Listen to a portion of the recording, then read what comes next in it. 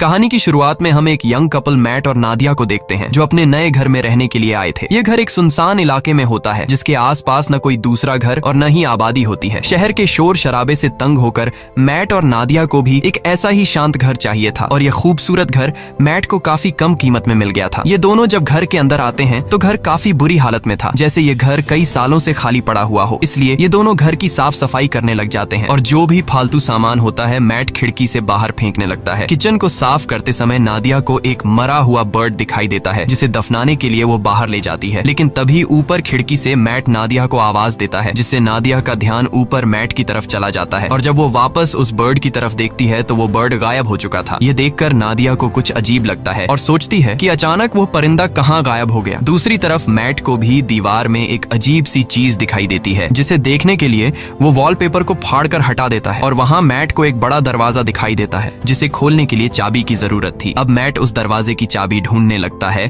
और उसे बाहर फेंकी गई कबाड़ में चाबी मिल जाती है, जिसके बाद वो चाबी को दरवाजे के होल में डालकर दरवाजा खोल देता है। यहाँ नादिया भी पहुंच जाती है। ये दोनों देखते हैं कि अंदर एक काले गहरे अंधेरे वाला कमरा है और जैसे ही ये दोनों उस कमरे के अंदर जाते हैं तभी बाहर की लाइट्स अचानक ब्लिंक करने लग जाती हैं। ये देखकर इन दोनों को कुछ गड़बड़ महसूस होती है और इस प्रॉब्लम को दूर करने के लिए मैट कहता है कि हमें एक इलेक्ट्रिशियन को बुलाना चाहिए। ये कहकर वो वहाँ से चला जाता है और नादिया उस रूम के पास अकेली रह जाती है। नादिया अब सोचती है कि उसे इस रूम में जाना चाहिए या फिर नहीं, लेकिन फिर नादिया को कुछ अजीब सा डर महसूस होता है, इसलिए वो भी मैट के पीछे चली जाती है। इस तरह से रात गुजर जाती है और अगले दिन नादिया एक इलेक्ट्रिशियन को कॉल करती है। कुछ देर बाद लाइट्स ब्लिंक होने की प्रॉब्लम को दूर करने के लिए एक इलेक्ट्रिशियन आता है जो कि घर की लाइट्स को चेक करते हुए नीचे बेसमेंट में पहुंच जाता है और वहां का नजारा देखकर वो हैरान रह जाता है क्योंकि पूरा का पूरा बेसमेंट बिजली के वायर्स से भरा पड़ा था और कोई भी ऐसा कोना नहीं था जहां पर वायर्स ना हो। ये वायर्स काफी पुराने जमाने की लग रही थी और इलेक्ट्रिशियन भी कहता है कि मैंने आज तक इस तरह की चीजें कभी नहीं देखी। खैर, इलेक्ट्रिशियन जैसे तैसे करके घर की लाइट चालू करके जाने लगता है और जाते समय वो मैट से कहता है कि आखिर तुमने यह घर क्यों खरीदा? इस घर के पहले मालिक का मर्डर इसी घर में हुआ था और उस दिन के बाद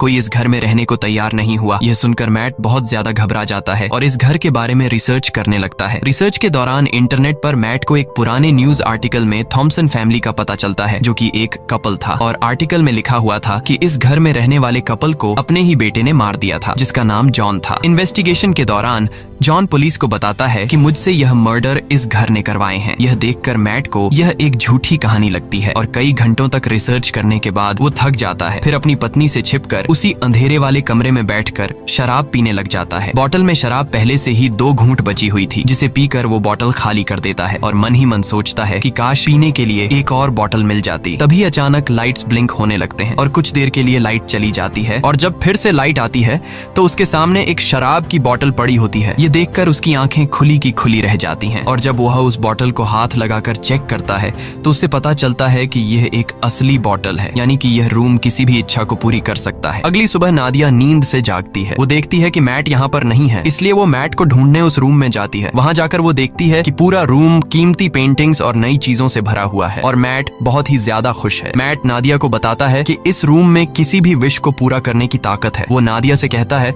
कि तुम्हें जो भी चीज चाहिए बस अपने दिल से मांगो और वो तुम्हारे सामने हाजिर हो जाएगी। ये सुनकर नादिया को मैट की बातें एक मजाक लगती हैं, इसलिए वो मैट पर हंसने लगती है, लेकिन मैट कहता है कि तुम एक बार ट्राई तो करो। तब नादिया कहती है अच्छा ठीक है, मुझे इस वक्त जॉब की जरूरत है तो मैं वो मांग लेती हूँ। तब मैट उसे समझाता है कि ये रूम जॉब नहीं दे सकता, तुम इससे कोई चीज मांगो। जिसके बाद नादिया आंखें बंद करके $1000 की विश करती है और पलक झपकते ही उनके पास $1000 आ जाते हैं। लेकिन अब भी नादिया को पूरी तरह से यकीन नहीं होता, इसलिए वो दोबारा $1 मिलियन की विश करती है और पहले की तरह इस बार भी उन्हें $1 मिलियन मिल जाते हैं। अब नादिया को भी यकीन हो जाता है कि यह रूम कोई नॉर्मल रूम नहीं बल्कि हर एक ख्वाहिश को पूरा करने वाला रूम है। और बस फिर क्या, ये लोग उस रूम से एक के बाद एक महंगी चीज मांगते हैं और वो चीज उनके सामने हाजिर हो जाती है। ये लोग महंगी wines, expensive clothes, diamond, gold, खाने पीने की चीजें और ढेर सारे पैसे इकट्ठा कर लेते हैं। ये दोनों रातों रात मिलियनेयर बन जाते हैं और खुशी खुशी उनकी जिंदगी गुजरने लगती है। रात को नादिया मैट से पूछती है कि आखिर ये रूम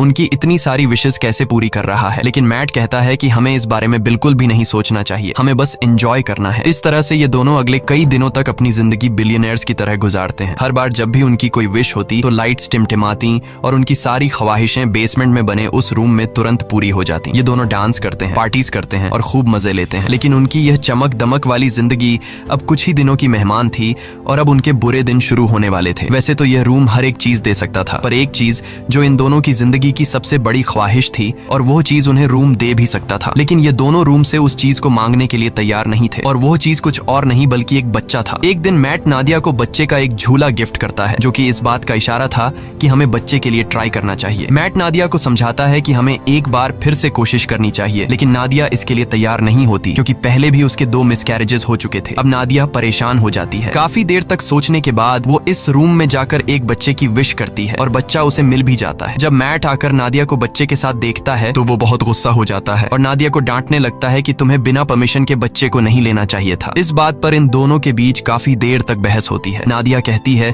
कि उसने यह शॉर्टकट इसलिए अपनाया ताकि मिसकैरेज या लेबर पेन की तकलीफें उसे न झेलनी पड़े। वो कहती है कि हम दोनों इस बच्चे के साथ बहुत खुश रहेंगे, पर मैट इस बच्चे को एक्सेप्ट करने के लिए तैयार नहीं था और वो नादिया से कहता है कि तुम उस रूम में जाकर रूम से इस बच्चे को वापस लेने की विश करो। अब नादिया न चाहते हुए भी उस रूम में आती है और बच्चे को गायब करने की कोशिश करती है, पर वो ऐसा नहीं कर पाती, इसलिए वो बच्चे को मैट के हवाले कर देती है। अब गोद में बच्चे को लेकर मैट भी इमोशनल हो जाता है और वो भी उस बच्चे को गायब करने की विश नहीं कर पाता और बच्चे को वापस नादिया की गोद में डाल देता है। अब यह दोनों फैसला कर लेते हैं कि इस बच्चे को पालेंगे और इस तरह से ये दोनों एक बच्चे के पेरेंट्स भी बन जाते हैं। अब बच्चे को लेकर नादिया तो काफी खुश थी, पर मैट को इस बच्चे से बिल्कुल भी लगाव नहीं था और मैट इस रूम के बारे में और जानकारी हासिल करना चाहता था, इसलिए वो फिर से रिसर्च करने लग जाता है और उससे पता चलता है कि वो लड़का जिसने इस घर के ओनर यानी अपने माँ बाप को मार दिया था वो अभी भी जिंदा है और एक मेंटल हॉस्पिटल में जिंदगी बिता रहा है। यह जानने के बाद मैट अपने विश के जरिए मांगे गए पैसों के ढेर से कुछ पैसे अपनी पॉकेट में रखता है और जॉन से मिलने के लिए निकल पड़ता है। हॉस्पिटल पहुंचने के बाद नर्स मैट से पूछती है, क्या तुम एक रिपोर्टर हो? क्योंकि पिछले 45 सालों से जॉन के लिए कोई भी परिवार का बंदा नहीं आया। ये सुनकर मैट झूठ बोल देता है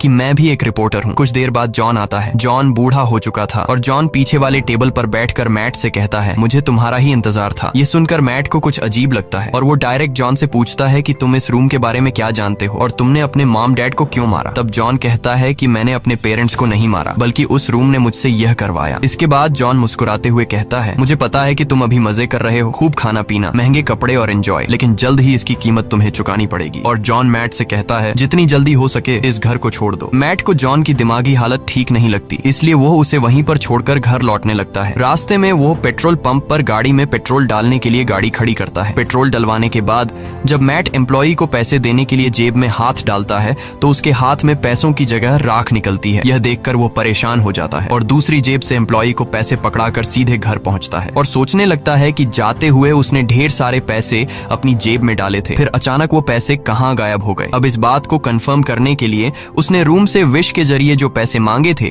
वो उन पैसों को उठाकर बाहर खिड़की से फेंक देता है और देखते ही देखते वो पैसे अचानक गायब हो जाते हैं। इसके बाद मैट विश के जरिए मांगी गई एक पेंटिंग को उठाकर उसका आधा हिस्सा घर के अंदर रखता है और आधा बाहर। कुछ ही देर बाद जो हिस्सा घर से बाहर था वो राख में बदल जाता है और बाकी का हिस्सा वैसा का वैसा ही रहता है। यह देखकर मैट समझ जाता है कि वो लोग इस रूम से मिली किसी भी चीज को घर के बाहर नहीं ले जा सकते, नहीं तो वो सारी चीजें राख में बदल जाएंगी। मैट अब रूम की दीवार को तोड़ने लगता है ताकि उसे पता चल सके कि आखिर इस रूम में क्या छिपा है, पर दीवारों के अंदर उलझी हुई वायर्स के अलावा और कुछ भी नहीं था। हर जगह बस वायर्स ही वायर्स थीं। दीवारों को तोड़ने के शोर से नादिया भी वहाँ पर पहुंच जाती है। नादिया बच्चे को गोद में लिए बाहर की तरफ जाने लगती है, पर मैट उसे बाहर जाने से रोक लेता है और कहता है कि बच्चे को बाहर ले जाना सेफ नहीं है। वो उसे असली वजह नहीं बता पाता, मगर खुद उसे पता चल चुका था कि जो कुछ भी उस कमरे से विश के जरिए मांगा गया है उसे यहाँ से बाहर निकालने पर वो खत्म हो जाएगा। लेकिन मैट के मना करने के बावजूद भी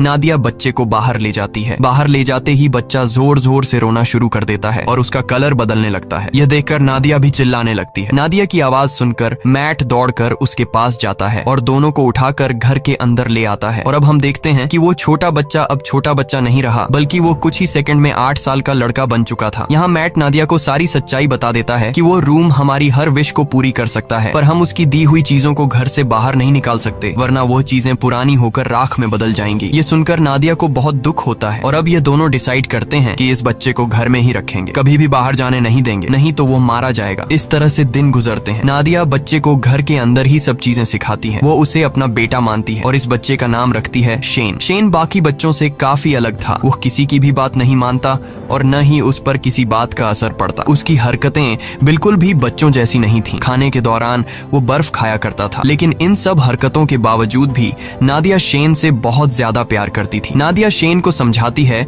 कि वो घर के बाहर नहीं जा सकता क्योंकि बाहर खतरनाक लोग हैं जो उसे मार देंगे। ये सुनकर शेन बहुत मायूस हो जाता है और घर के अंदर कभी खिड़की तो कभी दरवाजे से बाहर की दुनिया देखता है। नादिया जब भी घर से बाहर निकलती या फिर घर के अंदर आती, तब वो दरवाजे में ताला लगा दिया करती ताकि शेन घर से बाहर ना निकल सके। एक दिन जब शेन घर में स्नो ग्लोब से खेल रहा था, तभी वहाँ पर मैट आता है। अब क्योंकि मैट को शेन से बिल्कुल भी लगाव नहीं था, इसलिए वो शेन को डांटता है कि तुम्हें यहाँ पर नहीं खेलना चाहिए। डर के मारे शेन के हाथ से स्नो ग्लोब नीचे गिरकर टूट जाता है। शेन को मैट के इस बर्ताव से बहुत दुख होता है। रात को शेन उन दोनों के कमरे के पास जाकर चुपके से नादिया और मैट की बातें सुनने लगता है। वो दोनों उस रूम के बारे में बातें करते हैं। यह सुनकर शेन को शक होने लगता है कि जरूर उस रूम में कुछ ऐसा है जिससे मैं अनजान हूँ। वो सोचता है कि पता नहीं यह दोनों मुझे क्यों घर से बाहर नहीं जाने देते और उस रूम से दूर रहने को कहते हैं। इसलिए शेन टॉर्च उठाकर घर की जांच पड़ताल करने लगता है और आगे बढ़ते हुए वो सीधा बेसमेंट तक पहुंच जाता है, जहां ढेर सारी उलझी हुई वायर्स थी। उन सब से गुजरते हुए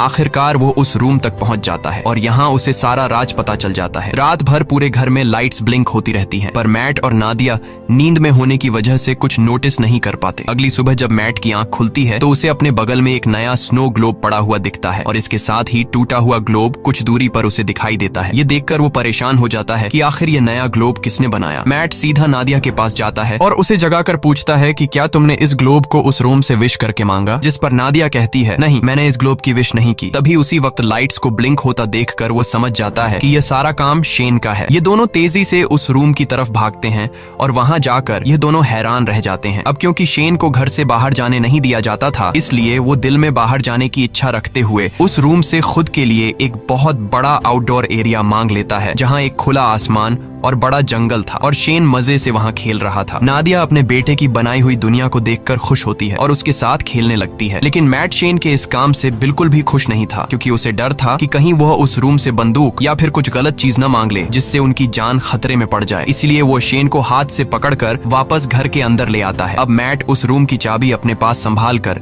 शेन को उस रूम में जाने से मना करता है, लेकिन नादिया मैट को ऐसा करने से रोकती है। वो कहती है कि हम पहले ही शेन को घर से बाहर जाने नहीं देते। अब बेचारे ने खुद के लिए एक अलग आउटडोर बना लिया है, इसलिए हमें उसे वहां जाने से नहीं रोकना चाहिए और वहां उसकी जान को भी खतरा नहीं है। पर मैट नादिया की बात नहीं सुनता और कहता है कि शेन अभी ना समझ है, मुझे डर है कि कहीं वो गलती से उस रूम से कुछ ऐसी चीज ना मांग ले जिससे हम दोनों खतरे में पड़ जाएं। तभी फोन की घंटी बजती है और परमिशन न होने के बावजूद शेन फोन उठा लेता है, लेकिन जल्दी ही मैट उससे फोन छीनकर खुद बात करने लगता है। दूसरी तरफ कॉल पर जॉन था, जिसने शेन की आवाज सुनकर समझ लिया कि मैट ने उस रूम से एक बच्चा मांग लिया है। अब मैट भी उससे कोई बात नहीं छिपाता और कहता है कि हम इस बच्चे से अपनी जान कैसे छुड़ाएं। इधर किचन में रखे दूसरे फोन से नादिया इन दोनों की सारी बातें चुपके से सुनने लगती हैं। जॉन उसे अपनी सच्चाई बताता है कि मैं भी उस रूम से विश के जरिए मांगा गया हूँ। वो बताता है, मैंने अपने पेरेंट्स को इसलिए मारा क्योंकि मुझे भी बाहर की दुनिया देखनी थी, लेकिन जब मैं घर से बाहर निकलता तो मेरी उम्र बढ़ने लगती और जब मैंने रूम से पूछा तो उसने मुझे बताया कि अगर तुम्हें इस घर से बाहर निकलना है तो तुम्हें उस इंसान को मारना होगा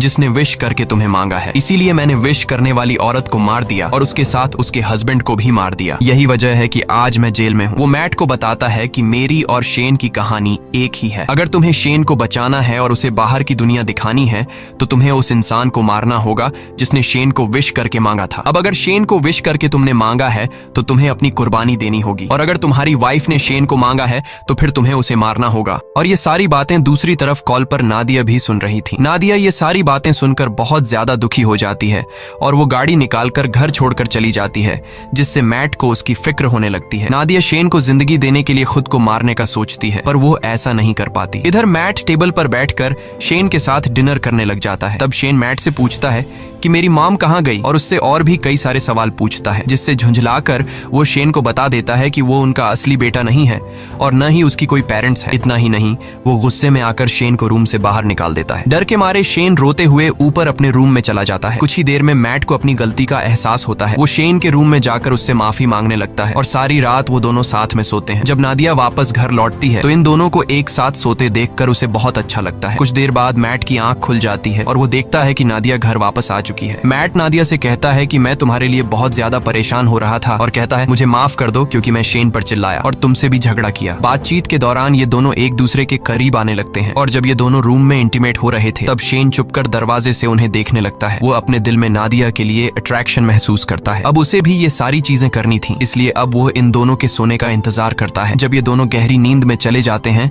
तब शेन चुपके से आकर मैट की पॉकेट से घर के बाहर जाने की चाबी चुरा लेता है। अगले दिन सुबह मैट और नादिया फ्रंट डोर को खुला देखकर समझ जाते हैं कि शेन घर से बाहर निकल गया है, इसलिए उन्हें डर था कि कहीं वो मर न गया हो। लेकिन तभी घर के एक अलग हिस्से में शेन को देखकर दोनों हैरान हो जाते हैं क्योंकि शेन अब जवान और ताकतवर हो चुका था। वो अपने पेरेंट्स की तरफ गन पॉइंट करके उन्हें धमकाता है। तब नादिया उसे समझाने की कोशिश करती है। इसी बीच मैट शेन पर हमला कर देता है और दोनों में फाइट होने लगती है। लेकिन उनकी फाइट के दौरान नादिया को धक्का लगता है जिससे वह नीचे गिरकर बेहोश हो जाती है। कुछ देर बाद मैट उसे जगाते हुए बताता है कि शेन को गलती से गोली लगने की वजह से वो मर गया। ये सुनकर नादिया रोने लगती है। मैट उसे तसल्ली देकर वापस घर में ले आता है और यहाँ आता है कहानी में सबसे बड़ा ट्विस्ट, क्योंकि अभी जो मैट नादिया को उठाकर घर लेकर गया वो असल में मैट नहीं बल्कि शेन है। इधर दूसरे रूम में जहाँ उनकी फाइट हुई थी असली मैट होश में आ जाता है और पूरे घर में अपनी वाइफ की तलाश करता है। तभी लाइट्स को फिर से टिमटिमाते देखकर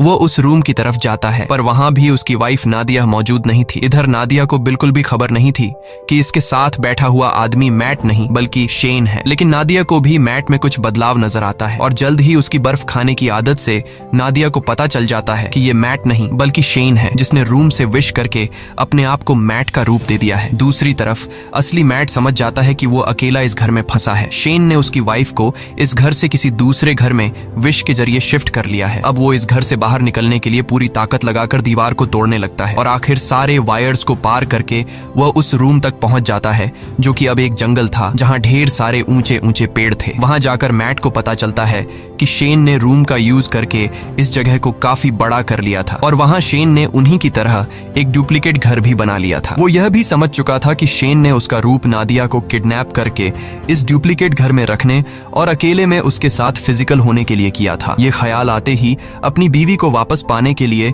मैट उस जंगल में दौड़ते हुए फाइनली उस डुप्लीकेट घर के अंदर पहुंच जाता है जहां शेन नादिया के साथ जबरदस्ती करने की कोशिश कर रहा होता है। मैट को अंदर आते देखकर शेन फिर से लड़ाई के लिए तैयार हो जाता है। अब यहाँ नादिया भी पहचान नहीं पाती कि असली मैट कौन सा है, क्योंकि वो दोनों बिल्कुल सेम टू सेम थे। और यहाँ ये दोनों नादिया से कहते हैं कि मेरे साथ चलो। अब नादिया समझदारी से काम लेते हुए शेन का नाम लेती है, जिसे सुनते ही शेन उसकी तरफ देख लेता है और नादिया को समझ आ जाता है कि यह शेन है। जिसके बाद वो शेन को धक्का देकर नीचे गिरा देती है। जमीन पर गिरते ही वो अपने असली रूप में आ जाता है। उधर मैट और नादिया रूम से बाहर निकलने की कोशिश करते हैं पर निकल नहीं पाते, क्योंकि शेन ने रूम से उनके इसी घर में फंसे रहने की विश मांगी हुई थी। लाख कोशिशों के बाद भी जब वो लोग घर से नहीं निकल पाते तो मैट रुक जाता है और वहां से निकलने का कोई तरीका सोचने लगता है। यहाँ मैट होशियारी से एक ऐसी विश करता है कि हम दोनों का नया रूप इस घर के अंदर ही रहे और हमारा असली रूप इस घर से बाहर चला जाए। तभी अचानक वहां पर शेन भी आ जाता है और मैट को चाकू घोंपकर मार डालता है। इसके बाद वो नादिया को समझाने लगता है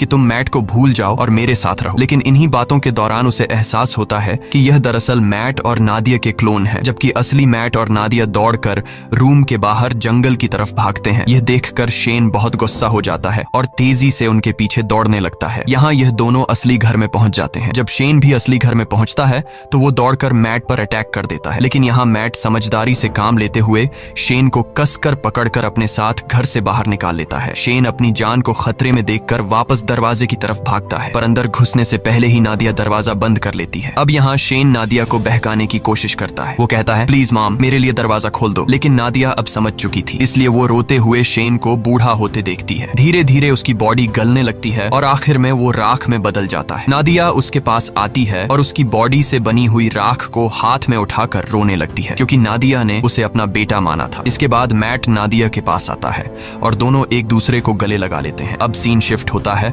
और हमें कुछ महीने बाद का सीन दिखाया जाता है, जहां मैट और नादिया एक छोटे से घर में सेटल्ड हो जाते हैं और सुकून से रहने लगते हैं। पर थोड़े ही दिनों बाद नादिया डरते हुए अपना प्रेगनेंसी टेस्ट करती है और रिपोर्ट पॉजिटिव आती है, यानी अब इन दोनों का खुद का एक बेबी आने वाला है। इसी के साथ ये कहानी खत्म हो जाती है। अगर आपको ये वीडियो अच्छी लगी हो तो हमारे चैनल को सब्सक्राइब और वीडियो को लाइक जरूर कीजिएगा।